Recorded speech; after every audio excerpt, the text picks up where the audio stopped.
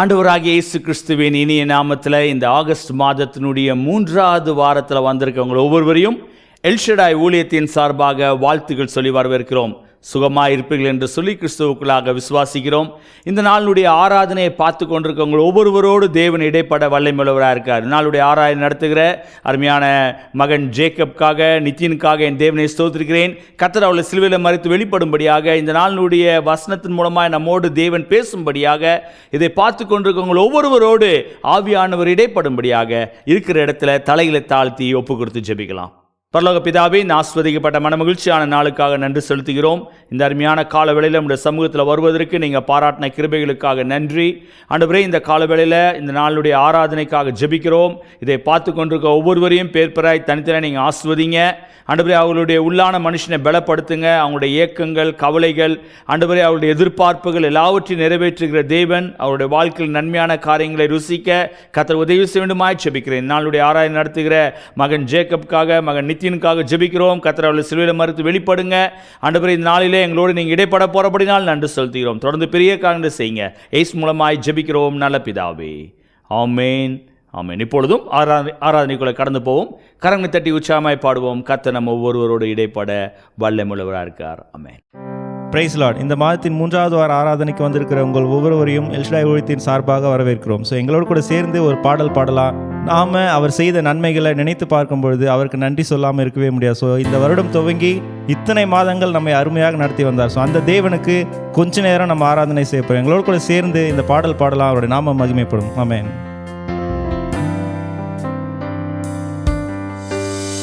நினைத்து பார்க்கிறேன் கடந்து வந்த பாதைகளை, தியானிக்கிறேன் உம் தயவை,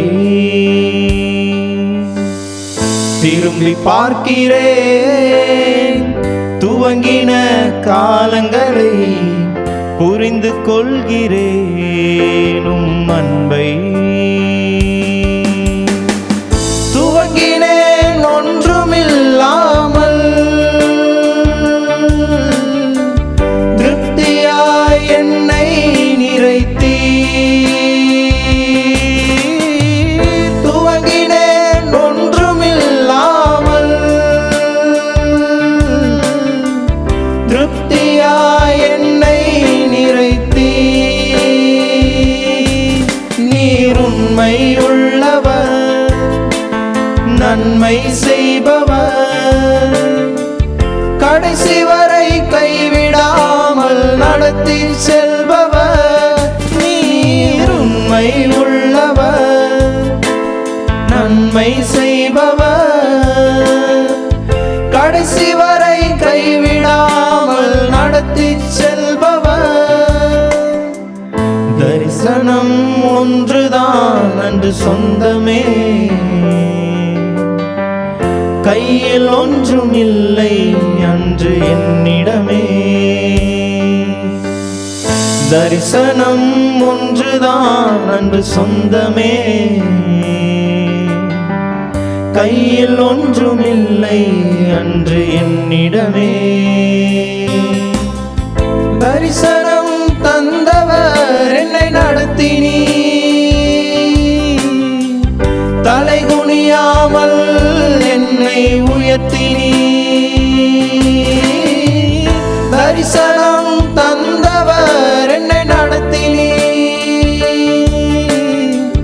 தலைகுனியாமல் என்னை உயர்த்தினீ. நீர் உண்மை உள்ளவர், நன்மை செய்பவர், கடைசி வரை கைவிடாமல் நடத்தி செல்பவர். நீர் உண்மை உள்ளவர், நன்மை செய்பவர், கடைசி வரை கைவிடாமல் நடத்தி செல்பவர். எங்கு பார்த்த நன்மைகள் என்று என்னிடமே, நிரம்பி வழியும் ஆசீர் எனக்கு தந்தீரே. ஏங்கி பார்த்த நன்மைகள் என்று என்னிடமே, நிரம்பி வழியும் ஆசீர் எனக்கு தந்தீரே. குறைவிலும் உண்மையா என்னை நடத்தினீர், உம் கிருபை அளவில்லாமல் பொழிந்திட்டீர். குறைவிலும் உண்மையா என்னை நடத்தினீர் இயேசுவே, உம் கிருபை அளவில்லாமல் பொழிந்திட்டீர். நீர் உண்மை உள்ளவர், நன்மை செய்பவர், கடைசி வரை கைவிடாமல் நடத்தி செல்பவர். நீர் உண்மை உள்ளவர், நன்மை செய்பவர், கடைசி வரை கைவிடாமல் நடத்தி செல்பவர். நீர் உண்மை உள்ளவர், நன்மை செய்பவர், கடைசி வரை கைவிடாமல் நடத்தி செல்பவர். அப்படி ஆண்டவரத்தில் ஒப்பு கொடுத்து கேட்கலாமா? ஆண்டவரே, நீங்க இந்நாள் வரைக்கும் எங்களை அருமையாக நடத்தி வந்தீங்க ஆண்டவரே. நீர் நடத்தி வந்த பாதைகளை திரும்பி பார்க்கும் பொழுது ஆண்டவரே, எவ்வளோ நன்மைகள் நாங்கள் பெற்றிருக்கிறோம் ஆண்டவரே. அந்த ஆண்டவருக்கு கொஞ்ச நேரம் நன்றி உள்ளவர்களாக அவரை துதிக்கலாமா? அவர் நம் வாழ்க்கையில் இந்நாள் வரைக்கும் உண்மையுள்ளவராக இருந்திருக்கிறார். எத்தனையோ அப்ஸ் அண்ட் டவுன்ஸ் மத்தியிலையும் அவர் நம் வாழ்க்கையில் சொன்ன காரியங்களை தாமதமானாலும் அவர் நிறைவேற்றி நம் வாழ்க்கையில் தந்திருக்கிறார். அந்த ஆண்டவருக்கு நன்றி செலுத்தும் விதமாக அந்த ஆண்டவரை நோக்கி, ஆண்டவரே, எங்கள் உள்ளத்தின் ஆழத்திலிருந்து உமக்கு நன்றி செலுத்துகிறோம் ஆண்டவரே. இதுவரை தாங்கின உமது கிருபை இனிமேலும் எங்களை தாங்க வல்லதாக இருக்கிறது ஆண்டவரே. இதுவரை தாங்கின உமது கிருபை இனிமேலும் தாங்கி எங்களை வழிநடத்த வல்லதாக இருக்கிறது ஆண்டவர். ஒரு நாளும் எங்களை கைவிடாத அந்த கிருபைக்காக நன்றி ஆண்டவர். நீர் கொடுத்த அந்த மகா பெரிய கிருபைக்காக நன்றி என்று சொல்லி அந்த ஆண்டவரை நோக்கி சொல்லலாமா? இயேசுவே, இதுவரை தாங்கின கிருபை இனிமேலும் தாங்கிடுமே.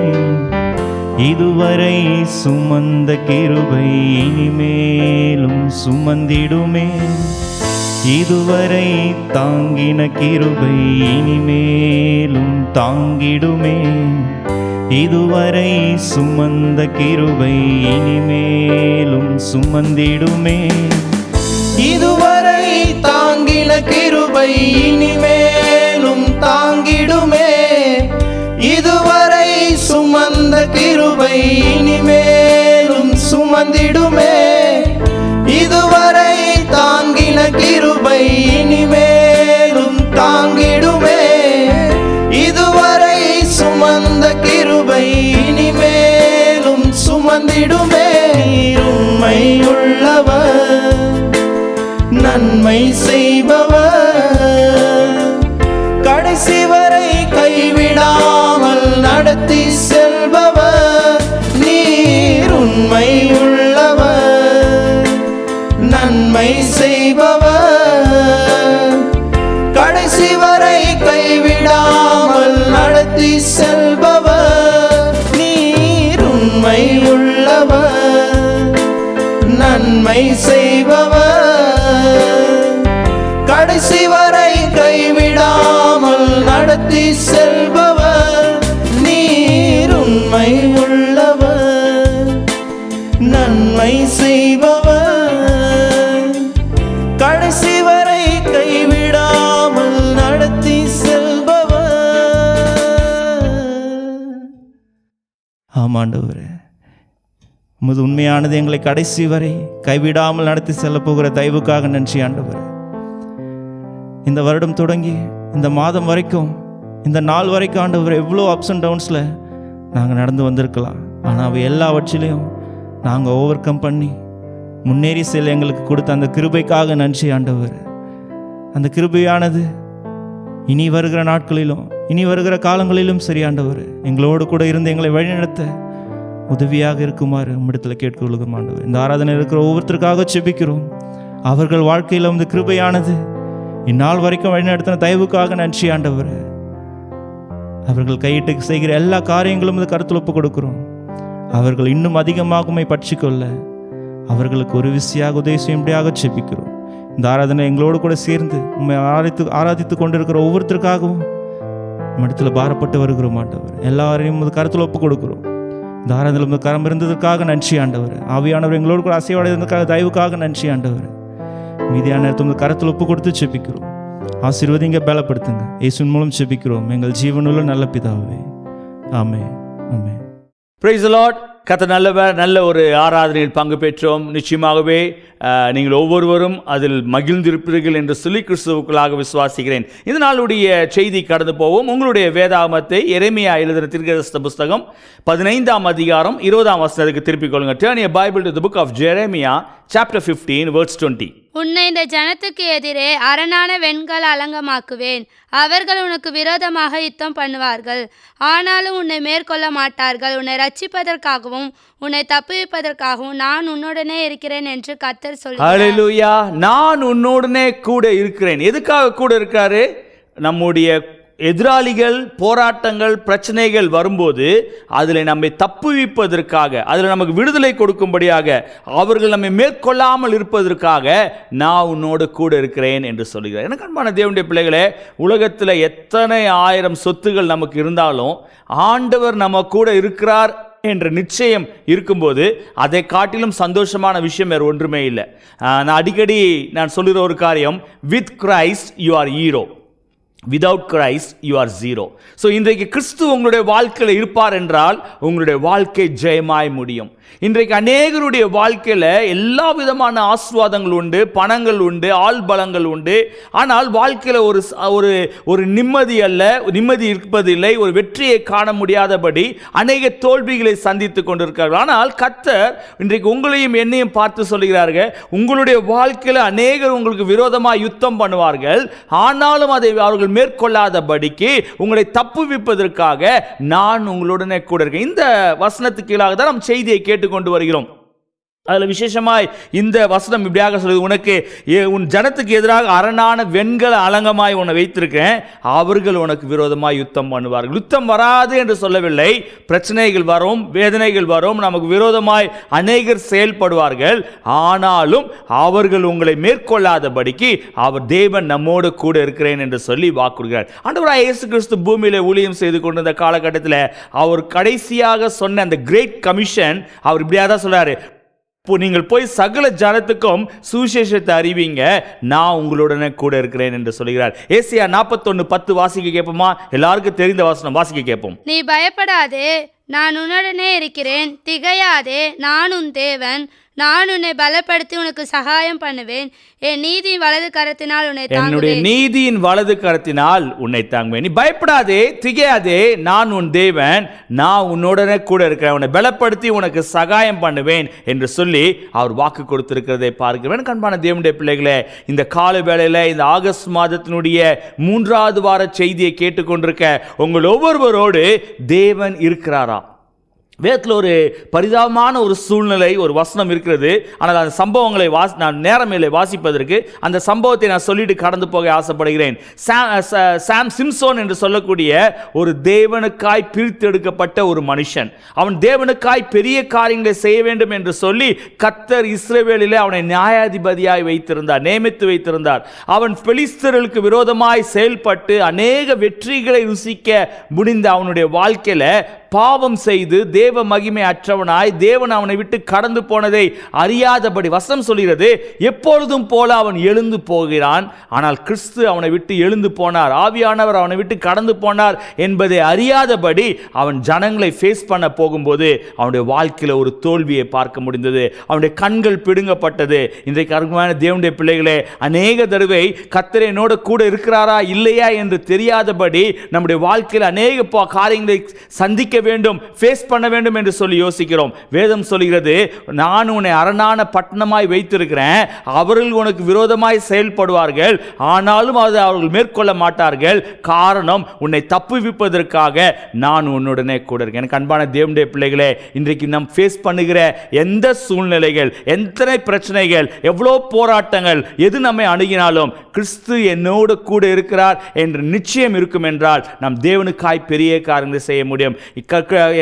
பவுல் இப்படியாக சொல்கிறார், என்னை பலப்படுத்துகிற கிறிஸ்துவினாலே எல்லாவற்றையும் செய்ய எனக்கு பலன் உண்டு. இந்த செய்தியை கேட்டுக்கொண்டிருக்க அருமையான தேவனுடைய பிள்ளைகளே, உங்களுடைய வாழ்க்கையில அந்த தேவன் கூட இருக்காரா? வேதத்தில் இன்னொரு வசனம் இருக்கு, வாசிங்க.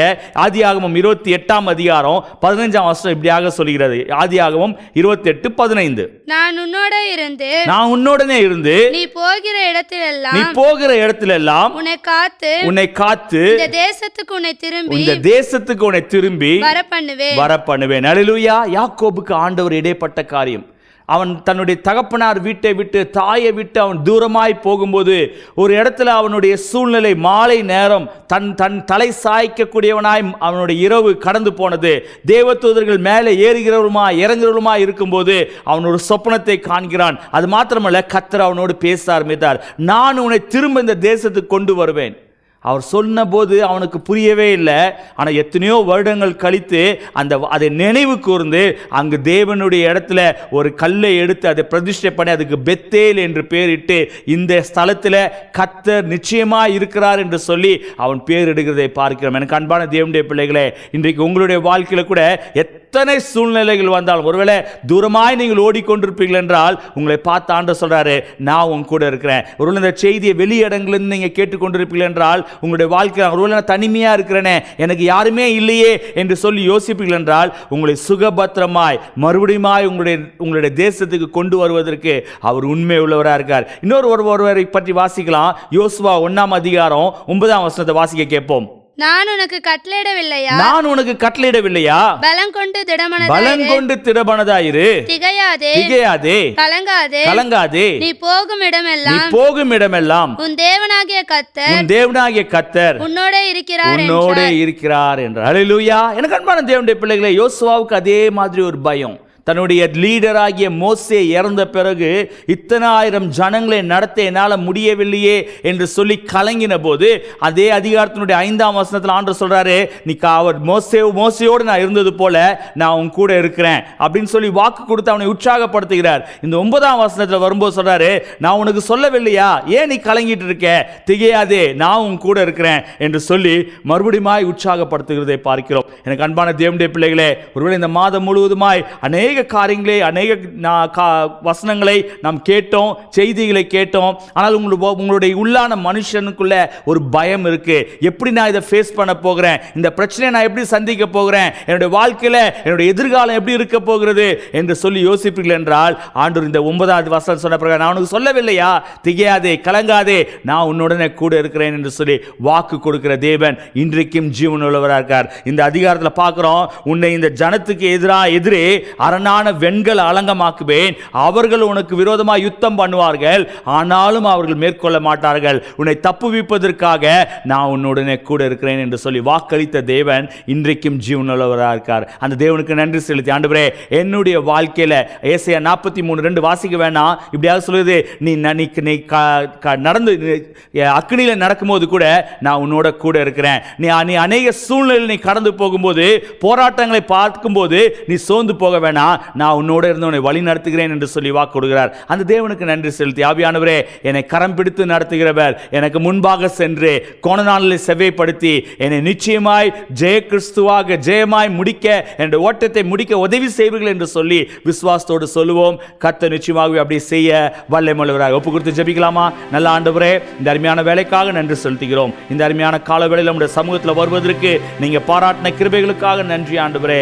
ஆமாப்பா, அநேக போராட்டங்கள் வரலாம், அநேக கஷ்டங்கள் வரலாம், அநேக வியாதிகள் வரலாம், ஆனால் ஆண்டவரே, எதுவும் எங்களை மேற்கொள்ளாதபடி நீர் எங்களோடு கூட இருந்து எங்களை வழி நடத்த போறபடினால ஸ்தோத்திரம் ஆண்டவரே. உலகத்தின் முடிவு பரிந்தும் நான் உன்னோட கூட இருக்கிறேன் என்று சொன்ன தேவன் எங்களோடு ஒவ்வொரு நாளும் கூட இருந்து எங்களை வழி நடத்தி எங்களை ஜெயமான வாழ்க்கை வாழ கர்த்தர் உதவி செய்கிறபடினால் நன்றி செலுத்துகிறோம். எங்களுடைய ஓட்டத்தை உம்முடைய கரத்தில் ஒப்பு கொடுக்கிறோம். ஜெயத்தை ருசிக்க உதவி செய்யுங்க.